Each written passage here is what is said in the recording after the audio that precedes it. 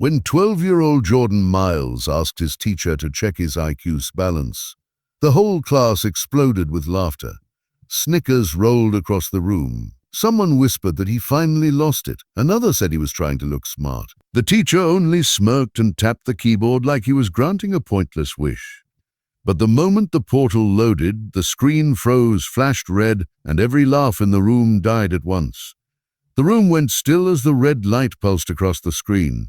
A few students leaned forward. Someone whispered, "What did he do?" The teacher tried to laugh it off, but his voice cracked. His hand shook as he clicked again. Nothing moved. The screen stayed locked like it was waiting for something or someone. Jordan stood there quietly, fingers curled tight against his sides. He didn't smile. He didn't look proud. He just breathed slowly, like he'd been expecting this moment and wishing it wouldn't come. The teacher tried again. "It's broken," he muttered. But the portal didn't act broken. It responded with a loading bar none of them had seen before, one that carried a strange label glowing in bold text. Students shifted uncomfortably. The laughter that filled the room minutes ago now felt embarrassing, almost cruel. A soft beep echoed. The lights flickered. The loading bar changed colors, shifting from red to a deeper shade, almost warning them to step back. One kid whispered, "Why would a school computer need that?" Another said, "Why is it acting like he typed a government code?" Jordan swallowed hard. His grandfather's words played in his mind. "Check your IQ balance on your 12th birthday. Don't skip it." The teacher stared at the frozen screen, pale. "Why," he whispered, "would a 6th grader trigger a restricted system?" Jordan Miles walked through school most days like he was trying not to take up space. He kept his hands in his pockets. He spoke quietly. He always felt like people were waiting for him to mess up so they could laugh first. Most kids didn't know much about him except that he never caused trouble and never fought back.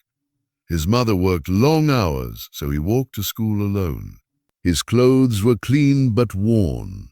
He didn't complain. He never did. He saved his questions for the one person who always listened, but that person was gone now.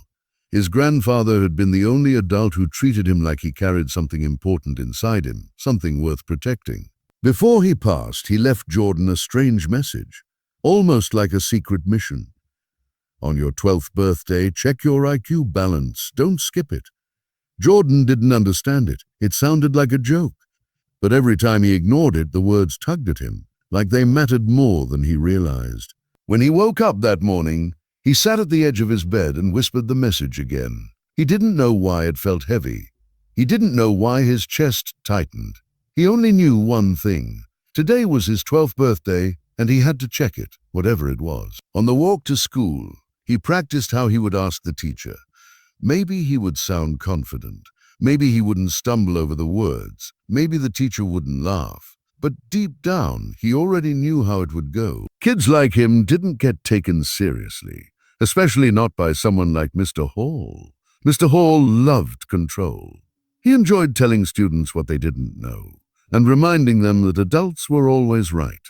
He spoke with a tone that sounded like a warning and a joke at the same time. Students responded to him the way they responded to someone who held power over their grades, their reputation, and sometimes their dignity. Jordan had learned to keep his head down around him. He didn't ask questions unless he had to. He didn't talk back. So when he walked to the front of the room that morning, something already felt wrong. He sensed eyes trailing him. He heard whispers before he even opened his mouth. He knew the moment he asked, there would be noise, laughter, comments, maybe even a sarcastic remark from the teacher. But he still walked forward.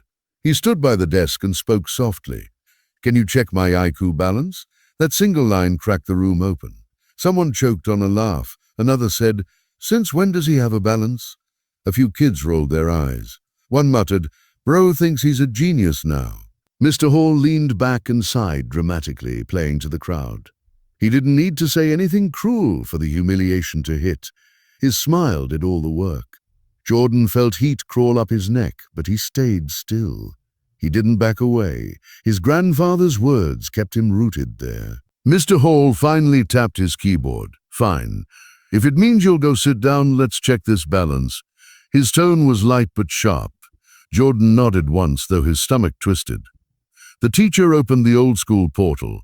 It looked like nothing important lived there. Children's grades, basic tests, things teachers barely checked. Jordan expected it to be empty, a blank file, maybe even an error message. But as soon as the teacher clicked the login button, the room felt different.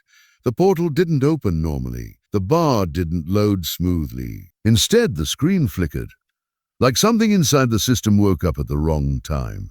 Jordan's breath caught. He didn't understand the symbols on the screen, but he recognized one thing. This wasn't normal. The directory changed shape, like it had been waiting for years for someone to type those words into the system. Mr. Hall frowned. He clicked again. The room went quiet. Even the kids who usually loved making fun of people leaned forward. The teacher typed a basic password. The portal rejected it. He typed faster, rejected again. Then, without warning, the screen flashed and asked for a code. Not a school code, not a teacher code. Something advanced. Mr. Hall stared. What is this? His voice lost its confidence. Students murmured. Jordan felt something shift inside him. He didn't know the password. He had never memorized a code. But when he stared at the blinking bar, something rose up from a place he didn't know existed. Numbers, patterns, a sequence. His fingers moved before he realized what he was doing. He typed the code quickly, almost instinctively. The keys clicked in a rhythm too smooth for a guess, too natural for luck. When he finished, he froze. The class froze. Mr. Hall froze. No one spoke. No one moved. A soft beep echoed like a warning. The system swallowed the code and accepted it. Whispers tore through the room. Wait, how did he do that? That wasn't a school password. That looked like some federal thing. Mr. Hall tried to laugh. It came out shaky. He clicked uselessly at the screen, trying to back out. The portal refused to close. He tapped again, nothing. A cold line ran down his face as he muttered, "I've never seen this page before." The kids watched him struggle. For the first time, his confidence cracked. Jordan saw it. Everyone did. Power shifted without a sound. Jordan stepped back slightly, unsure whether he'd made a mistake or fulfilled something bigger than he understood. He whispered more to himself than anyone. He told me this would happen. Mr. Hall snapped, "Don't start with that nonsense. It's probably a glitch." But his voice didn't match his words. His hands betrayed him. They trembled. The room grew heavier. Students stared at the screen like it held something dangerous. The bar reversed direction, loading something hidden deep in the system. Jordan felt his heart pounding, not from fear, but from recognition. Something inside him responded to the code like a memory he couldn't explain. The teacher leaned far back, pale now, trying to pretend nothing was wrong. But everything was wrong, and everyone could feel it. Then the screen demanded something even stranger, a password that no sixth grader should ever know, and Jordan's fingers twitched again. Jordan inhaled slowly as the system waited, the class holding its breath with him. The class waited for Jordan to move, but he didn't touch the keyboard yet. He only stared at the flashing bar, the one asking for a code nobody understood. The room felt different now. The energy that once mocked him had turned uncertain. Students shifted in their seats. No one laughed anymore. The laughter felt childish compared to the red warning on the screen. Someone whispered, "Why is it asking him?" Another said, "This is freaking weird." A third voice added, "He better not blow up the computer." Mr. Hall forced a chuckle, trying to push control back into the room. He waved his hand like the whole thing was meaningless. "All right, joke's over. Step away." But his hand didn't touch the mouse. He didn't even lean close to the computer. His eyes stayed locked on the screen the way someone stares at something they don't want to admit they're scared of. Jordan stood still. He didn't step away. He didn't argue. His hands were shaking, but not from fear of the teacher. It was something older, deeper, tied to his grandfather's message. He whispered, "I didn't make it do that." The kids around him leaned in. None of them were smiling now. They saw the truth in his voice. He wasn't playing. He wasn't trying to show off. Something bigger was happening, and the smallest kid in class was stuck in the middle of it. Mr. Hall snapped, "Sit down now." But the words didn't land. They didn't carry the weight they usually did. The room didn't jump. No one moved. The teacher's voice cracked at the end, and everybody heard it. For the first time, he wasn't in control. Jordan's eyes drifted to the screen. The longer he stared, the more familiar the code felt. Not like he had memorized it, more like it already lived in him, waiting. His fingers rose again. He typed slowly this time. Each number came to him like a quiet memory. The class watched in absolute silence. Keys clicked softly, the only sound in the entire room. When he pressed enter, the screen pulsed once. Then a red message appeared that made everyone flinch. Legacy access detected. Stand by. A few students gasped. One covered his mouth, another whispered, "Legacy what?" Jordan stepped back instinctively, as if the words were aimed at him personally, like the screen knew his name. Mr. Hall grabbed the mouse and tried to close the window. The screen stayed frozen. He clicked again, harder. Nothing. He muttered, "This thing is broken," but his voice didn't sound confident.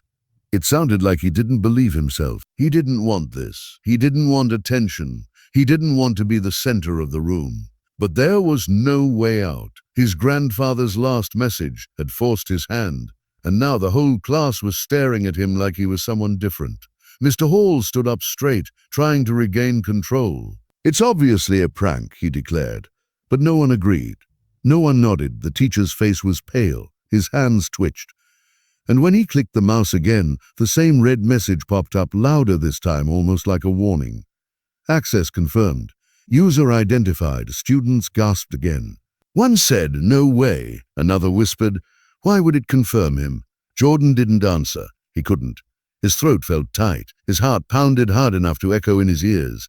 Everything inside him screamed that this was wrong, but at the same time, something told him he couldn't run. Not now. Mr. Hall tried slamming keys, tapping random buttons, anything to escape the page. The computer didn't move. Kids leaned away from their desks like the whole room might explode. The teacher's face flushed red, anger mixed with fear. He pointed at Jordan. "What did you do to this computer?" His voice trembled. Jordan shook his head fast. "Nothing. I swear I didn't even know what this was." His voice cracked. Shame burned in him even though he hadn't done anything wrong. The teacher pressed his palm into the desk like he needed something to steady himself. The screen changed again. Words scrolled slowly across it. "Data loading. Please wait." One kid whispered, "I don't like that." Another whispered, "Dude, what's loading?"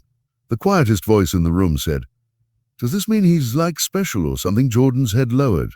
He didn't want to hear that. He wanted to disappear. But the room wanted answers, and the teacher wanted someone to blame. Mr. Hall stepped toward him. "This is your doing. You typed something you shouldn't have. You're going to explain exactly where you learned." The class watched his anger rise, but something about it felt fake, forced. He was scared, and blaming Jordan was easier than admitting he'd lost control. Jordan backed up a step. "I didn't learn it, I just felt it." The teacher scoffed loudly. "You felt it?" He mocked the word. Some kids would have laughed before, but none of them wanted to laugh now. The tone didn't land. The joke died before it started. Every student saw the truth written on the teacher's face. He was terrified. Jordan whispered, "My grandfather said something would happen today." A few heads snapped toward him. Everyone saw the sweat on his forehead. Everyone heard the edge in his voice. It wasn't authority, it was fear. Jordan didn't defend himself. He didn't speak again. He stepped back and let the silence grow. The teacher's breathing sharpened. He clicked more buttons. Nothing changed. The screen held its message glowing red. Then the room shook slightly.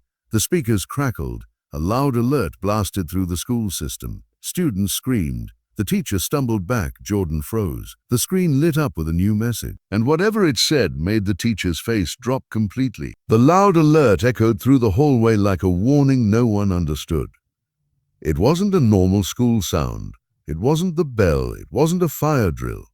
It was something sharp, something urgent, something that didn't belong in a sixth-grade classroom. Kids jumped in their seats. A few covered their ears. One whispered, "What is going on?" Another whispered, "Why is it happening right now?" On the screen, a new message appeared, slow and heavy, like it was choosing every letter with purpose. "Do not interrupt." Mr. Hall stumbled back as if the words had pushed him. His breath hitched. He reached for the power cord, yanked it from the wall, and held it up like a trophy, ready to prove he was in control again. But the screen didn't turn off. It stayed bright. The message stayed exactly where it was. Students gasped. A girl near the front whispered, "That's not possible." Another whispered, "This is some weird movie stuff." Jordan felt his heart drop to the pit of his stomach. He had never seen a teacher look so helpless. Mr. Hall held the unplugged cord like a weapon that didn't work. His voice cracked. "This isn't funny. Someone's messing with me." But the room knew he was wrong. For the first time, he wasn't the powerful one. The computer didn't care about him. The room didn't follow him. And every kid in class was now watching him lose control the way he once made them feel small. Jordan stood beside the desk, eyes lowered. He didn't want to be part of this. He didn't want to be the reason the teacher looked like that. But the moment had already taken him. He whispered, barely audible, "I didn't do this." The kids heard him. They believed him. The fear in the room wasn't for Jordan anymore. It was for whatever the screen was about to show. The teacher pointed a shaking finger at him. "You did something. I don't care how innocent you pretend to be. You knew a code. You typed something you shouldn't have. You're going to explain this right now." His voice rose, but it didn't command anything. It cracked under pressure. The class didn't move. They were watching his anger crumble. Jordan shook his head slowly. "I didn't pretend. My grandfather told me to check this." The room went silent. "Your grandfather," someone whispered. Jordan nodded. "Before he died, he said today mattered." A few kids exchanged nervous looks. The teacher scoffed loudly, but the edge in his voice was gone. "Enough. I'm not listening to some story." But then the screen changed again. A thin line rolled across it. Then another message appeared. "User confirmed. Continue." Students leaned back like the words might reach out and grab them. Someone said, "Why is it calling him a user?" Another whispered, "It only reacts to him, not the teacher." The realization washed across the room like cold water. The computer wasn't following Mr. Hall. It was following Jordan. Jordan stepped back instinctively, bumping into a chair. His hands trembled. "Please stop," he whispered. He didn't know if he was talking to the teacher, the screen, or the moment itself. He just needed everything to slow down. But the room didn't belong to him anymore. Mr. Hall slammed the desk. "Everyone stay seated," he barked. But no one obeyed. Kids were already sliding their chairs back, afraid the computer might burst. The teacher's voice had lost its force. It sounded desperate, like he was begging the room to listen so he could feel normal again. Jordan took a deep breath and stepped forward. He didn't want to be brave, but something inside him pushed him to face the screen again. His grandfather's voice floated in his memory, soft and steady. "On your 12th birthday, check it, don't skip it." He didn't know why those words mattered, but he knew they weren't a joke now. The screen brightened, and a final line appeared, slow and heavy. "Prepare to continue." A wave of whispers rippled across the class. "What does that mean?" "Continue what?" "Why him?" Mr. Hall growled, "I'm calling the office," and snatched the phone on his desk. But before he said a word, the door opened. The assistant principal stood there, wide-eyed, holding a slip of paper with shaking hands. We need him," she said. The whole class stiffened. Mr. Hall frowned. "Why? What's he done?" She swallowed hard. There was an alert. In the front office. It said his name. The students' mouths dropped open. Whispers exploded instantly. It said his name. On what? Why would the school alert them? Jordan froze. His stomach twisted, his hands curled into fists without meaning to. He didn't want this. He didn't ask for attention. He didn't want a room full of people staring at him like he was some mystery to solve. But there was no escaping it now. Mr. Hall tried to regain control. "This is ridiculous. It's obviously a glitch. He probably clicked something he shouldn't." The assistant principal cut him off with a shaking voice. The alert didn't come from here. The entire room fell silent. Jordan looked at her. She looked back with fear she couldn't hide. She whispered, barely able to get the words out. It came from outside. Students froze. The teacher blinked, stunned. Jordan's heart pounded like it was trying to break free. The screen flickered again behind them. Something had been triggered, and the room knew it. Jordan followed the assistant principal down the hall, every step echoing too loud. He walked with his head lowered, but his eyes kept drifting toward the ground, as if searching for answers that weren't there. The kids in his class watched him leave with wide eyes, whispering to each other like the hallway itself had changed. Some looked afraid, some looked guilty. None of them laughed. Not anymore. The assistant principal didn't speak at first. She looked shaken, the kind of shaken that adults tried to hide but couldn't. Jordan walked quietly beside her, gripping the small picture of his mother he kept in his pocket. His thumb rubbed the corner over and over. His breathing felt tight. He didn't know why the school needed him. He didn't know what the alert meant. He only knew one thing. This was the moment his grandfather had warned him about, even if he didn't understand it. When they reached the office, the principal, counselor, and a computer worker stood in a small circle, whispering fast and nervous. They straightened the moment they saw him. Their eyes searched him like they expected answers he didn't have. The principal tried to smile. It didn't reach her eyes. "Jordan, please sit." He sat slowly. His legs trembled. His palms were sweaty. Nobody in the room looked calm. Even the counselor, who was usually gentle, looked different, worried. The principal cleared her throat. "Something unusual happened in your classroom." Jordan nodded once, unsure if she wanted a response. The counselor leaned forward. "We need to know, how did you open that page?" Jordan stared at the table. "I didn't open anything. It opened by itself." The counselor exchanged a look with the principal, a nervous one. The computer worker stepped closer and whispered, "Children don't just know things like that." Jordan's heart dropped. He hated that tone. That tone made him feel like he was a problem instead of a person. The principal steadied her voice. "Jordan, do you have any idea why the system would recognize you?" Jordan shook his head. "No, I just typed what I felt." The adults flinched at that. The worker stepped back, confused and unsettled. The counselor spoke softly. "Why did you ask your teacher to check your balance today?" Jordan swallowed. His voice came out small. "My grandfather told me to." The principal raised an eyebrow. "When?" "Before he died," Jordan whispered.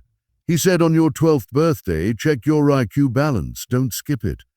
I didn't think it meant anything. I thought maybe he was joking. No one spoke for a moment. It felt like the entire room inhaled at once. Then the screen in the office flickered. Jordan tensed. The adults froze. A faint glow formed, and then something appeared on the monitor. Something simple but heavy enough to make the counselor step back.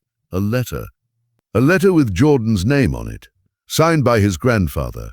Gasps filled the room. The principal pressed a hand over her mouth. Jordan stared at the screen, trembling.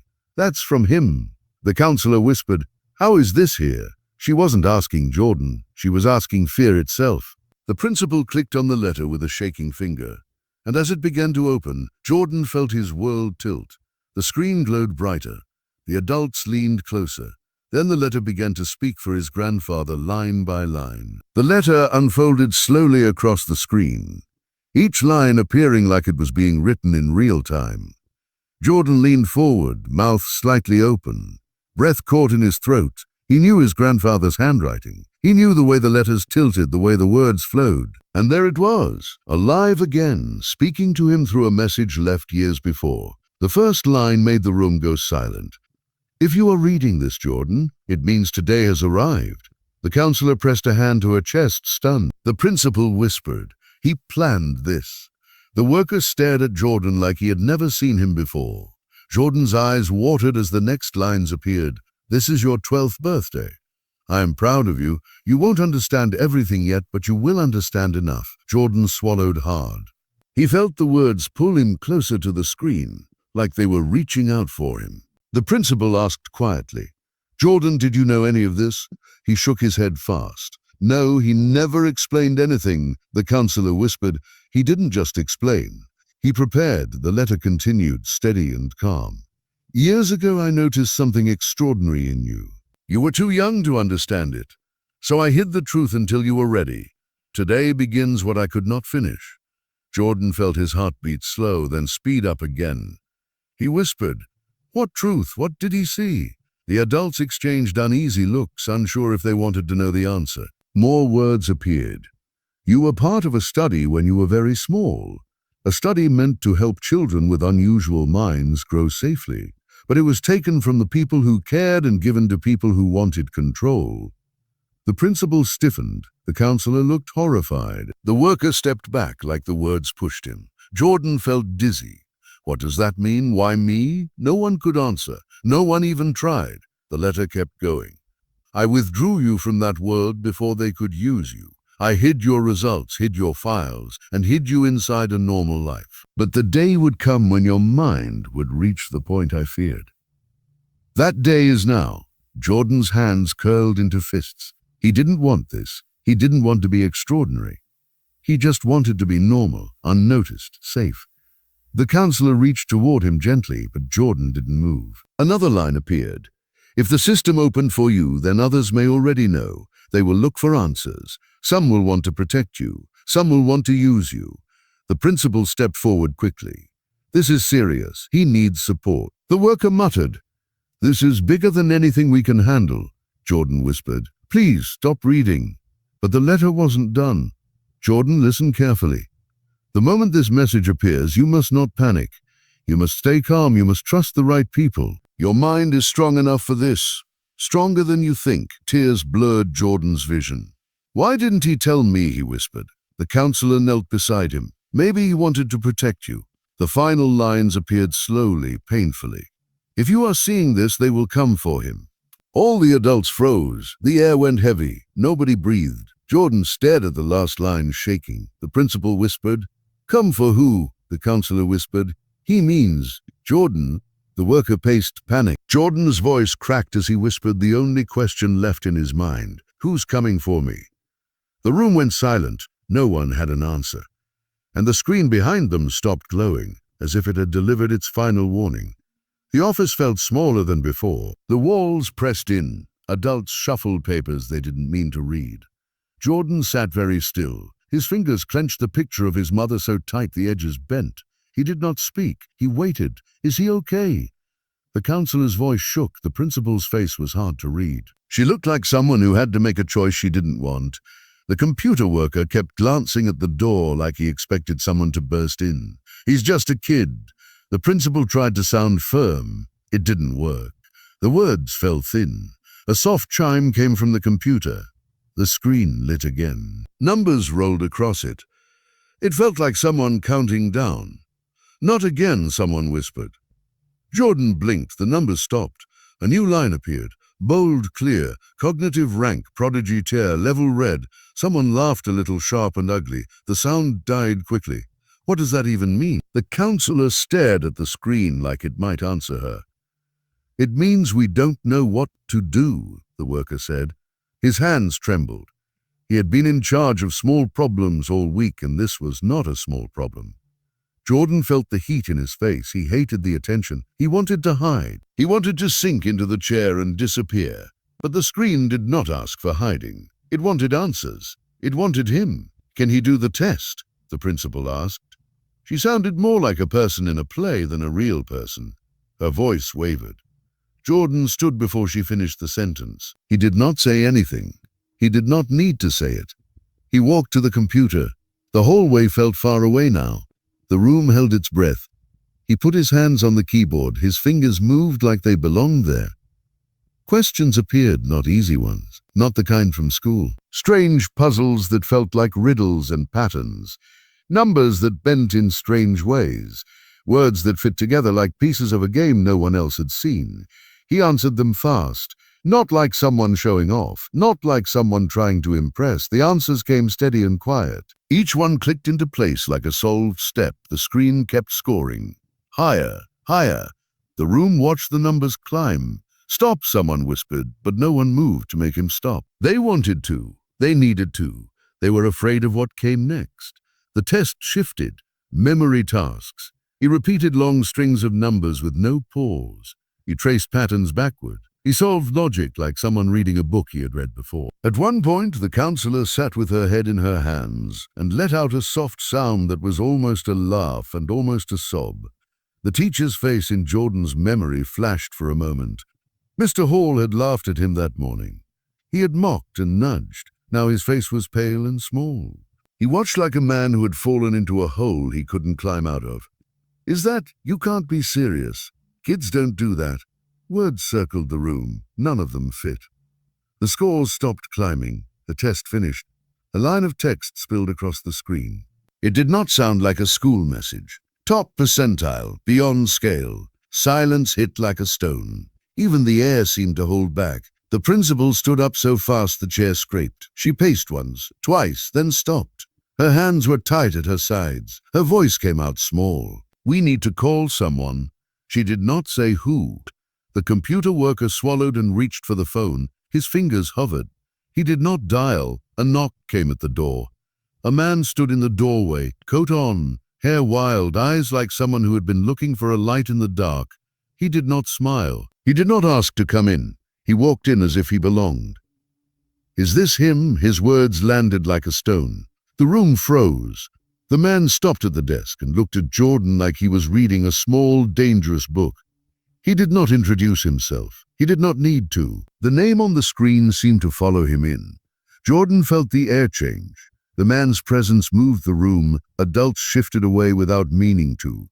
The principal opened her mouth, then closed it. "What do you want?" the counselor asked. Her voice was thin. The man looked at Jordan, then at the screen.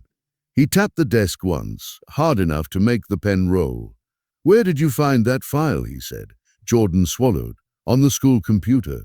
The man's eyes flashed. He took a breath as if the words weighed heavy and made him older. "You don't know what you've done," he said. His voice was calm, but it cut the air. Jordan's hands curled. He did not cry. He did not shout. He looked at the man like he was trying to memorize him. "You triggered something," the man said. Something they thought was gone. The counselor's face went white. The principal's hands hung limp at her sides. The man stepped closer and leaned in. The room shrank around the two of them. His tone softened like someone who speaks secrets. "We have to protect him," he said. A beat of disbelief ran through the adults. Then the teacher from the classroom appeared in the doorway, pale and shaky. He stared at Jordan like a child who had lost a toy. The man looked at him once and said, without pity, "You shouldn't have laughed."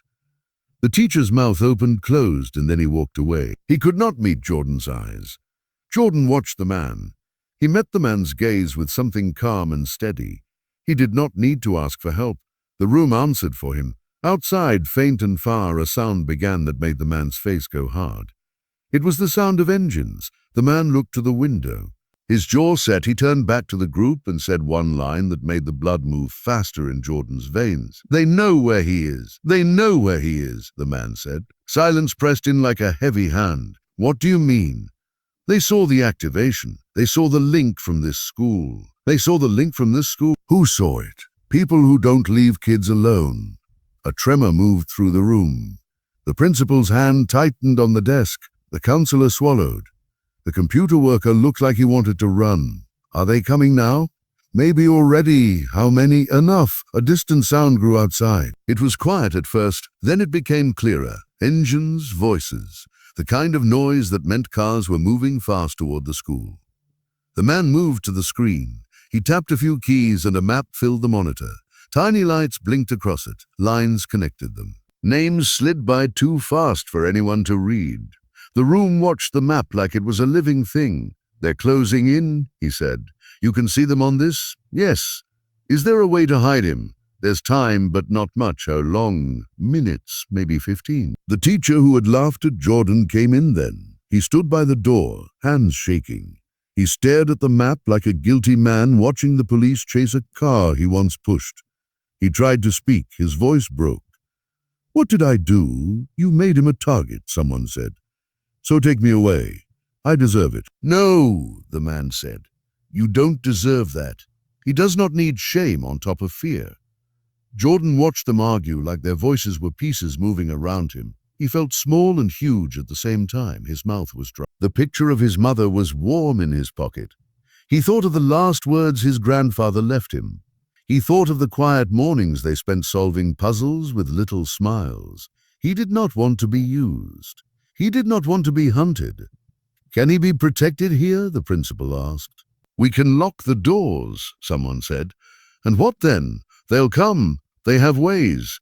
They won't break in for a kid," the counselor protested. "They will," the man said, "for what he represents." Jordan stood.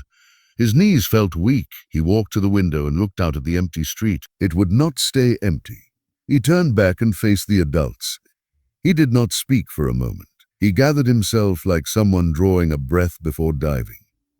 "If they want me," he said softly, "I won't go with people who want to use me."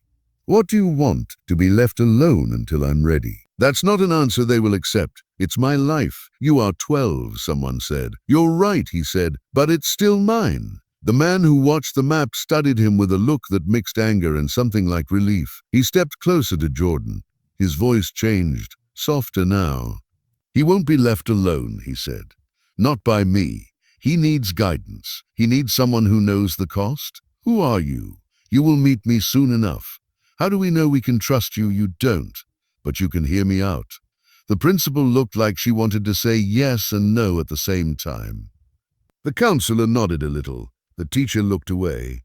Can you keep him safe? The principal asked the man. I can try. That's not enough. Try is all I can promise right now. Jordan felt the room tilt. People were making plans with his life like it was a thing on a table. He wanted to stop them. He wanted to scream. He wanted to run. Instead, he stood very still and made a choice with his voice. Then teach me, he said, not to be a tool, to be ready. Is that what you want? The counselor asked. Yes. Why? So I can decide for myself later. So I can help others. Help others, the man asked, eyebrows raised. Yes, there was a silence that felt like thunder. The adults looked at him like they had just heard something raw and brave. Okay, the man said finally. No cameras, no public announcements. Hidden until you are ready, and if they come, we move fast, and if they try to take him, we fight quietly. We hide him like a shadow. The map on the screen blinked once. A dot moved closer. The man's jaw tightened like a cord. He turned to the principal. Get him home, he said. Now, don't tell staff. Use one car. Go alone. Alone? She asked. Cologne. Fewer people know, fewer leaks. Are you sure? Yes. The principal hesitated, then nodded. She stood, hands shaking. She looked at Jordan as if to ask permission. He nodded back. His face was small but fierce. Take him, the counselor said. I'll call the district. No, the man said. Not yet. Not by phone. Footsteps sounded in the hall. The lights in the room seemed to dim. The map showed a new line. A new dot appeared on the edge of the city. It moved with steady speed. Who is that? Someone asked. They're close, the man said. He leaned in. His finger traced the path like he could push the dot back. He tapped the map. A name flashed for a second. It was a unit they all knew but didn't want to think about. The teacher's eyes widened. He turned to Jordan and said, voice barely a whisper, I'm sorry. Jordan did not answer. He had already turned to leave. The door opened. The hallway lights threw a thin stripe across the floor. The man caught the principal's eye one last time. Move, he said. They moved like a current. The principal took Jordan's hand. His mother's picture felt like a stone in his palm. He walked out the door with the kind of calm someone finds before a storm. Behind them, the map blinked again. Dots multiplied, lines connected. The room held its breath as the monitor showed the closing path of people who did not stop for kids. The man watched the screen until the dot reached the city limit. He turned back to the empty chairs and spoke quiet. They're already on their way. Jordan moved down the hallway with the principal at his side. Her grip was firm but gentle, like someone guiding a child through smoke. He didn't ask where they were going. He didn't ask what waited outside. He only held the picture of his mother tight and let the moment pull him forward. Are you scared? She whispered. He nodded. You're not alone. He nodded again. They reached the back exit. It was quiet there, too quiet. Like the air held its breath, the principal unlocked the door and peeked out. The parking lot stretched wide and empty, sunlight bouncing off the faded lines. Nothing looked dangerous, but everything felt wrong. Stay close, she said. Jordan followed her across the pavement. Every sound behind them felt too loud. Every car that passed felt too fast. He stared straight ahead, heart pounding like soft fists inside his chest. Halfway to her car, a voice echoed behind them. Stop! The principal spun around. Jordan did too. A man in a dark jacket stepped from the corner of the building. His walk was calm, too calm for someone appearing out of nowhere. Who are you? The principal demanded. Someone who needs the boy. He's going home. No, the man said gently. He isn't? Jordan froze. His throat tightened. The principal stepped in front of him. You're not taking him. That isn't your choice. It is today. The man lifted a hand like a warning. His tone stayed calm, almost polite, the way someone speaks before closing a door on someone else's life. "Move aside," he said. The principal didn't move. She kept her arms wide, shielding Jordan. He clung to her sleeve, eyes fixed on the man's slow, steady steps. Then a voice rose behind them, sharp and cutting through the air. "Take one more step and you won't like what happens." The man in the jacket stopped. The principal turned. Jordan turned. The stranger from the office, the one who knew everything, was standing by the school's side entrance. His coat blew slightly in the wind. His eyes burned with warning. "You again," the jacketed man said. "You should have stayed gone. You should have stayed buried," the stranger replied. Jordan didn't understand their words, but he understood their tone. These two men were not meeting for the first time. Their voices carried history, anger, betrayal, something broken long before Jordan was born. The jacketed man flicked his hand dismissive. "The boy comes with me. You know the rules. Those rules died with the program. Not for us, especially for us." The principal stepped back toward Jordan. "We need to leave." "Not yet," the stranger said. "He needs to hear this." Jordan's stomach twisted. "Hear what?" The stranger looked at him with steady eyes. "What you are," the jacketed man laughed softly. "He's a child. He's more than that," the stranger said. "He always was." Jordan's breath shook. "What am I?" Both men looked at him. Only one answered. "You are someone they will try to shape into something useful," the stranger said. "Someone they want to own. Someone they think belongs to them." Jordan shook his head. "I don't belong to anyone." "You're right," the stranger said. "But they don't believe that." The jacketed man stepped closer. "It's not personal, kid. You just have something we need." Jordan's voice cracked. "I don't want to be part of anything. You don't get to decide that." "He does," the stranger snapped. "Today he decides." Silence fell, heavy, burning. The man in the jacket took one step forward. The stranger stepped in front of Jordan. The principal grabbed Jordan's hand. The air felt ready to crack. And then a car pulled into the lot fast. Tires screeched. Doors slammed. Jordan's mother jumped out, hair messy, eyes wide with panic. "Jordan!" she cried, running toward him. He broke from the principal's hand and ran into his mother's arms, shaking so badly he could barely stand. She held him like she had found a missing piece of herself. "What's happening?" she shouted. The stranger answered, "You need to leave. Now." "With my son," she snapped. "Yes, with him. Don't go home. Don't go anywhere familiar." "Why? They're coming." The jacketed man frowned at her arrival. "This is a waste of time." "No," the stranger said, stepping closer. "This is the moment you lose." The man's eyes narrowed. "You can't stop what's coming." "I don't need to stop it," the stranger said. "I just need to delay it long enough for him to grow." Jordan clutched his mother tighter. She grabbed his chin gently and whispered, "We're leaving. I've got you." The stranger pointed to her car. "Go. Take the back road. Don't let anyone follow." Jordan stared at him. "Will I see you again?" "Yes," the stranger said softly. "When you're ready." Jordan nodded. He didn't feel like a hero. He didn't feel brave. He felt 12 and terrified, but something inside him, a small rising flame, felt like the beginning of strength. His mother grabbed his hand and pulled him toward the car. Behind them, the two men stared at each other like two storms colliding. The stranger's final words echoed across the parking lot. "You'll never touch him. Not while I'm breathing." The doors shut. The engine roared. The car sped away. Behind them, the map inside the school blinked again, marking the next wave coming. Jordan pressed his forehead to the window as the school disappeared behind him. He whispered to himself, to his grandfather, to the shadow of the man protecting him. "I won't be theirs, not ever." The car vanished down the road, leaving the danger behind, for now. The car sped down the long back road behind the school.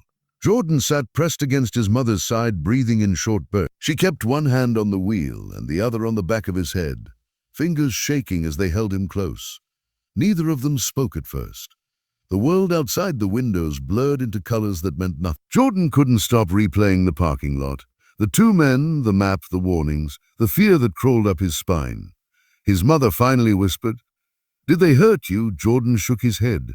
"Did they threaten you?" He shook his head again, slower this time. "Then tell me, what did they want with you?" Jordan looked down at his hands. "I don't know. Something inside me." His mother exhaled shakily. "Inside you? They said I was part of something before I could remember." "By who?" "My grandfather." She gripped the wheel so tightly her knuckles turned white. "He should have told me," she whispered. "He should have trusted me with this." Jordan leaned into her arm. "Maybe he didn't want to scare you." "That's not his choice," she said softly. "Not when it's about you." They drove until the school was far behind, until the roads narrowed into quiet stretches of trees and worn fences. His mother pulled into a small turnout and turned off the engine. The sudden silence filled the car like a heavy blanket. She turned to him fully. "I need you to tell me every single thing that happened." Jordan nodded. He told her everything, from his question in class, to the laughter, to the strange message, to the letter from his grandfather, to the man who arrived in the office, to the one waiting in the parking lot. She listened without interrupting. Only tears slipped down her face, quiet and slow. When he finally reached the end, she wiped her eyes and took his hands. "You didn't do anything wrong," she said. "I opened something," Jordan whispered. Everyone looked scared. "Because adults panic when they don't understand something," she said. "But nothing that happened is your fault." He nodded, but the shame still sat heavy in his chest. "The teacher laughed at me." Her jaw clenched. "He won't be laughing again." Jordan looked down. "I don't want him to get hurt." "He won't get hurt," she said. "But he will answer for what he did." She pulled him close again, pressing her forehead against his hair. "We need help, Jordan. Real help. Not from strangers who chase us. Not from people who think they own you. Someone who will protect you." Jordan whispered. "The man in the office said he would." Her breath caught. "Do you trust him?" "Yes," Jordan said. "I don't know why. I just do." She sighed, torn between fear and instinct. "Then maybe he's the only one we can rely on right now." They sat quiet for a moment, letting the panic settle into something calmer. The wind moved through the trees. A single car passed on the far road but didn't slow. His mother finally said, "We can't stay out here. We need to go somewhere safe, where a place no one knows about. A place I never told anyone." Jordan watched her start the engine again. "What about school? You won't be going back for a while. What about my friends? If they care, they'll understand," she said softly. "If they don't, then they never mattered." Jordan leaned back in his seat. The weight of the day made him feel years older. He whispered, "Mom, yes, baby. I don't want to run forever. You won't. Then what do I do now?" She looked at him with a kind of strength he had never noticed before. "You grow. You learn. You become stronger than whatever is coming." Jordan held her gaze. "Can I do that?" "Yes," she said, voice steady. "You already started today." She drove again, faster now. Jordan looked out the window as the world moved by, and something inside him, something small but powerful, shifted from fear to resolve. But just as they turned onto an old road that led toward a distant neighborhood, his mother's phone buzzed. A single message appeared. He leaned closer. It wasn't from the school. It wasn't from a number she recognized. It said only 3 words. They found him. Jordan's heart slammed in his chest. His mother hit the brakes. The car jerked to a stop. The danger wasn't behind them. It was catching up. The car sat frozen in the middle of the quiet road. Jordan stared at the message glowing on the screen. They found him. His stomach twisted. His mother's breathing grew sharp, almost panicked, until she forced herself to inhale slowly. She wiped her face with trembling fingers, then gripped the wheel. "We're not stopping," she whispered. Jordan's voice shook. "Who sent that?" "I don't know," she said. "But we can't wait to find out." She hit the gas. The tires skidded for a second before gripping the pavement again. The trees blurred past them as the car sped toward a neighborhood Jordan didn't recognize. He clutched the picture in his hand, pressing the edges into his palm like an anchor. "Are we in danger?" he asked. "Yes," she said, "but danger doesn't get to take you. Not today, not ever, not ever." Her voice sounded fierce enough to shake the air. Jordan leaned forward. "Mom, what if they don't stop? Then we won't stop either." A quiet fear slipped into his chest. He thought of the classroom, of the red warnings, of the letter from his grandfather. Nothing made sense, but one truth sat heavy inside him. They weren't chasing a test, they were chasing him. His mother turned into a narrow driveway behind a row of old houses.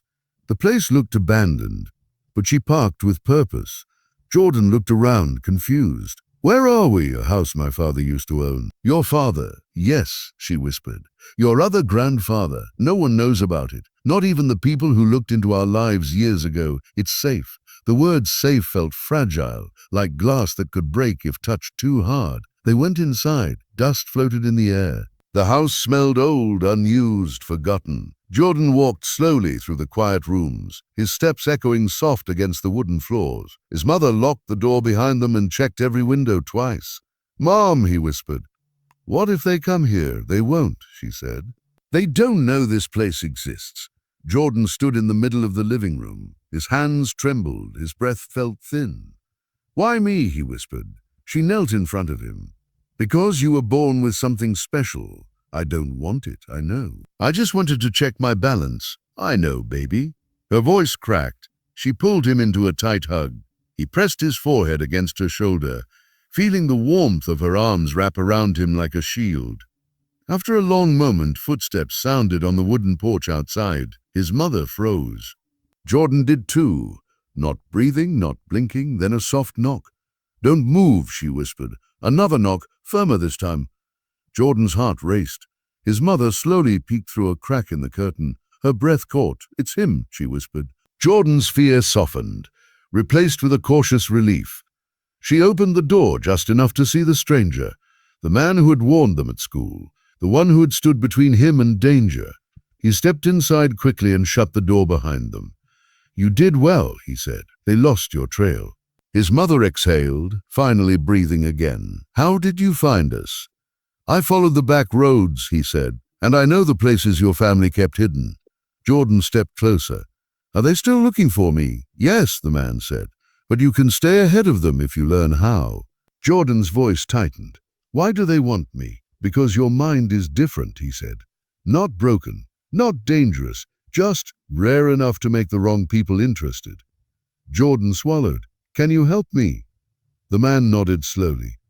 "Only if you choose it." Jordan glanced at his mother. She nodded once, tears in her eyes. "He deserves to grow without fear." The man turned back to Jordan. "If you want protection, I can give you that.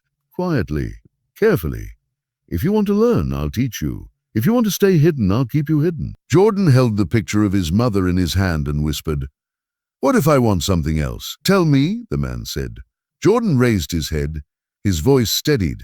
"I want kids like me to be noticed, the quiet ones, the ignored ones, the ones who get laughed at." A deep silence settled over the room. His mother covered her mouth. The man stared at him with something like pride. "That," the man said softly, "is why they'll never own you." Jordan felt warmth rise in his chest. For the first time today, he believed he had a choice. Not a small one, a real one. His mother pulled him close again. "We'll figure this out," she whispered. Together. Outside, the world was still searching. Inside, Jordan took his first breath that didn't taste like fear. The danger wasn't gone. The chase wasn't over. But the boy who once walked quietly through hallways now stood ready for something larger than fear. And the last message on the stranger's phone, glowing faintly in his pocket, read, "Observation Unit Eater, 14 minutes. He didn't show it. Not yet. Jordan's journey had only just begun. Jordan sat near the dusty window, knees pulled to his chest, staring at the quiet street outside the old house. The world beyond those glass panes looked normal. Cars passing, leaves moving across the ground, sunlight settling on rooftops. But nothing in him felt normal anymore. His heart still carried the weight of the day. The fear, the humiliation, the revelation, the chase. All of it pressed against him like a storm that hadn't fully passed. His mother sat beside him, running her hand gently through his hair. "You're safe for now," she whispered. Jordan nodded, though safety felt like a thin blanket over a freezing night. "You think I changed today?" She shook her head softly. "No, I think the world just saw something that was always there." Jordan hugged his knees closer. "I didn't want any of it. I didn't want people hunting me. I didn't want the teacher to look scared. I didn't want the kids to stare at me. You didn't choose the chaos," she said, "but you chose how you stood in it." "Did I?" "You didn't run from the truth," she whispered, "not even when it hurt. That's more strength than most adults have." Jordan let her words settle. They didn't erase the fear, but they made a small space for courage to breathe. The man who had helped them leaned against the doorway, arms crossed, watching Jordan quiet. His presence still carried that strange combination of danger and protection, like a shadow that blocked the sun yet kept the cold away. He stepped forward slowly. "Do you know why today matters?" Jordan looked up at him. "Because they found me?" "No," the man said gently. "Because you found yourself," Jordan frowned. "I don't know who I am." "You do," the man said. "You showed it today." Jordan waited. "You faced humiliation without breaking. You faced fear without running. You faced power without letting it crush. And when you were given a chance to choose anything, safety, pride, revenge, you asked for something almost no one asks for." Jordan looked down. "I only said what I felt. That's the point," the man said. "What you felt was right." His mother nodded. "You didn't ask to hide forever. You didn't ask for fame. You didn't ask for revenge. You asked for others to be seen, kids like you. Kids who go unnoticed." Jordan's throat tightened. "Because I was one of them. And you still are," she said softly. "But now you know you aren't invisible." The man took a deep breath. His voice lowered. "There's a lesson in what happened today." Jordan looked at him, waiting. "Never let someone decide your worth because you're quiet," the man said. "Never let someone's arrogance make you feel small. And never forget that the strongest people in the world are often the ones nobody sees coming." Jordan felt something warm spread through his chest. Not pride. Something deeper than pride. Something that felt like a promise. "There's more," the man said. "People with loud power fall fast. People with quiet strength rise slowly. But rise higher." Jordan nodded slowly. "So being overlooked isn't always bad. It can be a shield. It can be a seed. It can be the beginning of something bigger than anyone expects." His mother brushed a tear from his cheek. "Never let anyone shame you for being different." Jordan whispered, "I won't." The man stepped closer. "Humiliation doesn't define you. How you rise from it does. And today you rose." Jordan swallowed. "But I didn't do anything amazing." "Yes, you did," the man said. "You stayed true to yourself. You stayed true to yourself. That's the hardest thing anyone can do."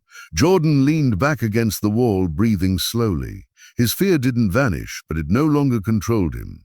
Something steadier took its place. Purpose, maybe, or the beginning of it. His mother squeezed his hand. "Whatever comes next, you face it with your head up. And with help," the man added. "You're not alone in this." Jordan looked at both of them. For the first time since the classroom, he felt a small spark of confidence rising. "Now," he whispered, almost afraid of the answer. The man smiled faintly. "Now you get ready." Jordan nodded once, small, steady, certain. Outside, the world kept moving, unaware that a quiet boy in an old house had just stepped into a future far bigger than fear. Humiliation had pushed him down. Truth had lifted him. Courage would carry him. He was ready.